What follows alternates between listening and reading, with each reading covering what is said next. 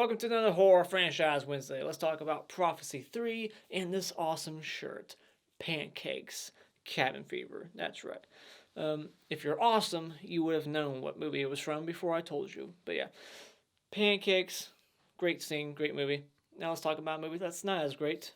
Prophecy 3. This has Christopher Walken reprising his role as Gabriel, and it has Brad Dourif in a small role, and it's got returning people from the first one, like, spoiler alert, Mary, the little girl, and the waitress, Maggie or whatever, Madge. And then you got the mortician himself, Dr. Joseph or something. He is back playing the same character, of course, and he's still as funny as he was in the first two. Not as funny. In fact, there's my first negative with this film, is that it's way too serious. I mean, the first one had its comedic moments. It wasn't a full-blown comedy or anything. None of these are. But the first one wasn't like this one, where it's just completely comedy-free. This movie is completely void of anything humorous or entertaining in the slightest. This movie was directed by Patrick Lussier. This was his debut. He went on to direct My Bloody Valentine, the remake, and he was the editor for like all the Scream films. He was the editor before becoming the director. And this was written by Joel, I don't know how to say his last name, Soisson. I'm sure I butchered that. And Carl Dupree. These two people wrote Hellraiser Hellworld. So right there, you know it's a bad movie. They have Brad Dourif in here, and they give him the small role. If you're going to have Brad Dourif, give him this other angel guy's role. Like, have him be that guy. I want to see Brad Dourif, throughout the movie, not just small blind guy. And you bring back Mary, and you don't use her at all. Why? Why is she here? I'm completely lost in that. She pops up towards the end, says like one sentence, and then she's gone. She didn't drop any awesome, important information on our lead character that he needed to know. She was like, oh, I had a dream about you. Oh, that's nice. And then she's gone. And then you got the mortician back, like I said, but they don't do much with him. Like, he seems like he's going to be a pivotal character in the story. Like, he's doing all this research. There's that cliche research montage, the music, the pan up shots, crossfade transitions, time's going by. He's just researching and researching, writing all this information down, and then his character's just never seen again after that scene. Like, he's just bye-bye. I don't understand what these characters' purposes were. It should just focus on this Maggie chick and her relationship with this main guy who, Daniel, who is the son of Valerie from part 2. So I like that there's some continuity there with the story. But yeah, there's just not enough character focus, and there's no one I can root for or give a shit about. I don't know these people that well. And the visual effects are just awful. They're just late 90s, early 2000s visual effects, and it just looks so cheap. This movie feels cheap, looks cheap, just like the first couple. And it's not improving, it's just getting worse and worse and worse. And the whole like third act final battle where they're like in the desert looks like a fucking soundstage. You got like lightning going off. It just looks awful. It looks so damn cheap. And that final battle where it's like he's facing this guy who's supposed to be like, his ultimate foe, someone who's way more powerful than him. He takes him out in an instant. Just hits him once, and then God does the rest. It's like, well, then why didn't God just strike that evil demon down, wherever the fuck he's supposed to be? Just kill him right away. Why this battle? Why anything? Just, if this guy is doing something you don't want God, then strike him dead. It's just so stupid. Like, the final battle was so anticlimactic. And other than that, I don't know. It's like, there's not much to talk about. It's just bad quality, bad, final act, bad, just visual effects, all that. Just no entertainment value here. Way too serious. But the good things I'll say is Christopher Walken. I like that he's back, and I like that they changed his character a bit. He's now good. It's kind of like Terminator 2. And there's a lot of things in this movie that reminded me of Terminator 2. Not only is Christopher Walken now the good angel, kind of like Arnold became the good Terminator in Terminator 2, but you got a scene where the main guy, Danyael, just pushes a guy off his bike, steals like his glasses, his sunglasses, gets on his bike like he's Arnold, puts the shades on, like drives away. They should have been playing like Bad to the Bone during that scene. And then like there's this chase, truck versus, our main guy on the motorcycle, very Terminator 2. just and then like I said, just the good angel and the bad angel all like trying to like get to the main guy. One's trying to protect him, one's trying to kill him because this main guy, he's so important. He's you know gonna like prevent them from getting whatever it is that they want. So they have to kill him so that they can succeed in their plan or whatever. I don't know. It felt very Terminator 2. And so another thing I like, the Mortician's back. There's continuity here with the cast. There's continuity with the story. They didn't just outright ignore the end of part 2. Gabriel is still an human now. He's not an angel. He's lost all his powers. He's grown his hair out a lot longer now. He's like let himself go. And now he's learned how to drive. I thought that was funny. In the second one, he didn't know how to drive. He had to make Brittany Murphy drive him around. Now he's got a license and shit. Thought that was funny. Like the, little callbacks to part 2 and part 1. Yeah, other than that, there's nothing else really positive for me to say. I like Brad Dourif, but they don't use his character that much. They just kill him off. He's so short-lived in the film. I wish they would have given him a bigger role because I'm a Brad Dourif fan. But other than that, just not a very entertaining movie.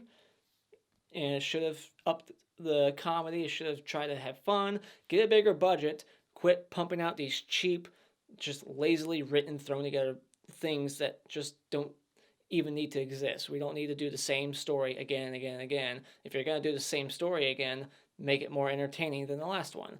That way, it's at least worth your while, unlike this movie. So when it comes to Prophecy 3, this movie is wasted time. Alright, quick spoiler discussion. So we open up and we see Danyael and his mom, Valerie, played by a different actress, getting torched by a mob.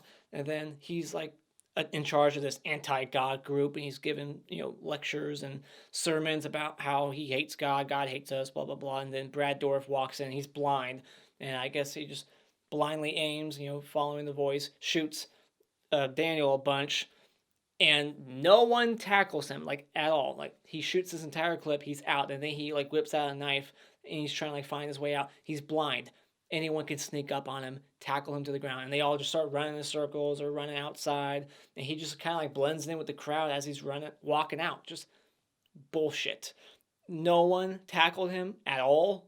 No one tried to stop him. Like, what? Just reminded me of like Cherry Falls at the very end when the bad guy just enters that room. Same thing. He has like a knife and he's like slashing at people. Everyone's just running past him. No one tackles him. It's like, get the fuck out of here. And then Brad Dourif, he goes back to his apartment and starts hearing these voices. I guess the voices made him do it. We get like an explanation later on about how voices have been like making people do evil shit. It's demons that make people do evil things in real life. So, and we also find out that the Big Bang Theory is true and that we were monkeys at one point. So there's a God in this universe, in this movie. There is a God. The Big Bang Theory is real. That really happened. So I guess God created the Big Bang. And we were indeed monkeys at one point. Because this angel, if he is an angel, right? Yeah. He keeps calling humans monkeys the whole time. Just that's his insult. And he says it so many times, they actually kind of got on my nerves. Like, okay, I get it. And they say that in part 1 and part 2, but not as much. In this one, it's just like monkey, monkey, monkey. It's like, I get it. Like I said, we find out that Gabriel has a driver's license and he lies about his age. He says he's 39. 39 my ass. He's at least 55. And so Gabriel has a change of heart now. He likes Earth. Like I said, my positives, he's a good angel now. He's here to just live amongst us. He loves us now. He learned to be a better person, and by the end of this, when he protects Danyael, he gets accepted back into heaven. He turns into like a flock of white doves and shit. He just goes into heaven. He's redeemed. He gets his powers back and the scar on his neck. So he has like a full arc now in these 3 movies, from bad guy to good guy, and now he's back in heaven. He's made things right with God, and so like I said, he's got his license, and then the preacher. Danyael gets resurrected. He finds out that he's got all these powers that he didn't know about before. I guess his mom never told him that, hey, your dad was an angel, and therefore you're half angel, and therefore you got these powers, and you're going to be special one day. I guess he never got that speech from his mom like John Connor got from his mom about how important he was going to be. And so yeah, Brad Dourif commits suicide. That's lame.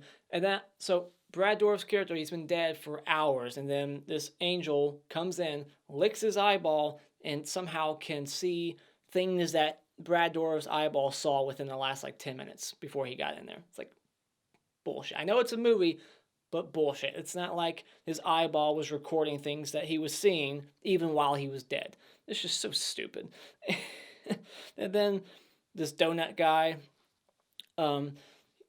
we see that he wants money. He's like, "I'll give me $50 and I'll give you information." And this angel takes a napkin and turns it into $50, which is this new ability that they have now that he does a couple of times in this movie. He shows a fake FBI badge, but there's really nothing there. So he can make you see what you want to see, which I found odd that he didn't use this trick more often. Could he not use it on Maggie? Could he not use it on the main guy, Danyael? He never uses his power at all. What's the limitation? How much can he do with that? Can he make you see all kinds of versions of him? That would make the battle a lot harder at the end if he was seeing duplicates of this guy. How much can he make you see that's not really there? That's a question I have. And so yeah, he gives him $50, but it's really just a napkin. And I will say that the action's shot a little bit better in this movie. Not a whole lot, but a little bit better, I'll say that. So Walken saves the day, and Maggie, she sees her dead boyfriend, which I just was putting myself in her shoes in that moment. I was like, man, what would that be like? You see your boyfriend gunned down, and then the next day, you find him at the scene where he died. He's just walking around. That would be creepy.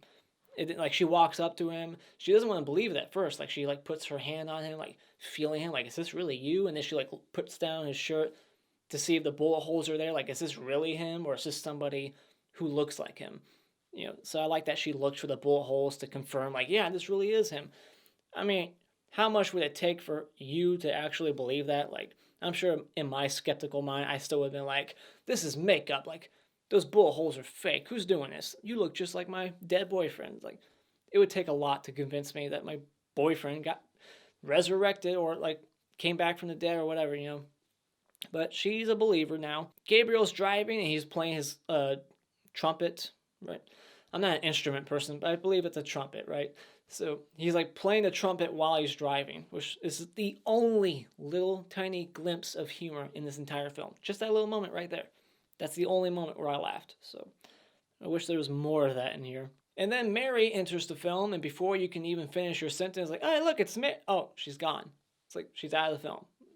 Whoop-de shit. Why did we bring her back again? She does nothing. And the final battle, like I said, it's over very quick.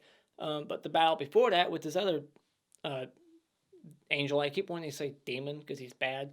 This bad angel, we get the same type of death that we get in the first two movies. Heart ripped out. Same thing here. But yeah, he goes to fight this other guy, Pyriel, I think that's the name. Looks really weird.